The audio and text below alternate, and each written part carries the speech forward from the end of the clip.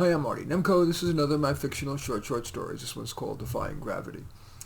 She has a lovely voice, but lacks the gift. I try to help her develop it, the nuance, the feel, the letting go when, but not before it's right. We're working on the song Defying Gravity.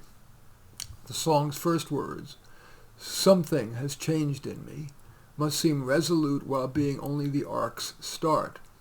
A song can usually only climax once, in this case the battle cry before the last note. Not wanting to over-prescribe and so deny her agency, I simply asked her to try it with an arc that she would like. I gave her no more detail than that. She did an arc, but note for note, she used rubato and tone and volume changes mechanically. She tried to sound emotional, but it seemed phony. It came off as phony. So I felt I needed to have her hear the Idina Menzel version. Her reaction was flat. Did she resent my trying to get her to imitate the inimitable Menzel? It felt too invasive to ask what she was feeling, so I chose just to ask her if she'd like to listen to it again, with me pointing out the nuances as I was hearing them. She said no and jumped right into singing it again.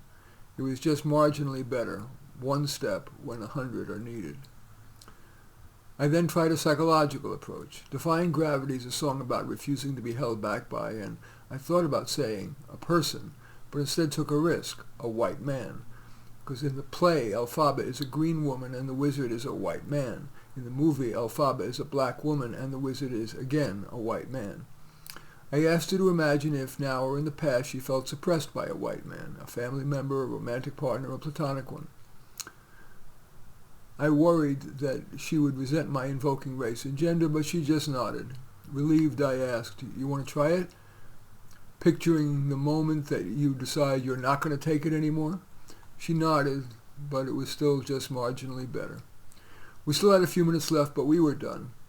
Without being dishonest, I nudged the truth toward positivity. In a mildly enthusiastic voice, I said, "Good, we're getting there."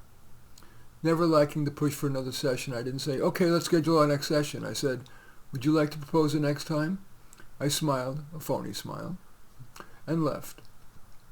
I tried to make it legitimate and seem realistic. In the car, I thought, maybe I'm being impatient and she just needs more time. We've only had a few sessions. But if I'm being honest with myself, beyond the technical, how much of the gift can be acquired? Or am I just a bad teacher? In any event, that's Defying Gravity. As usual, I welcome your thumbs up and accept your thumbs down. I always look forward to your comments and especially like it if you hit the share button below. Share on your social media so that my efforts can have broader impact. And I am flattered if you choose to subscribe to my channel. And certainly would welcome you taking a look at any of my 36 books. Perhaps most relevant to this is Starving Artists, but all 36 are on Amazon. In any event, I thank you for watching. I am Marty Nemko.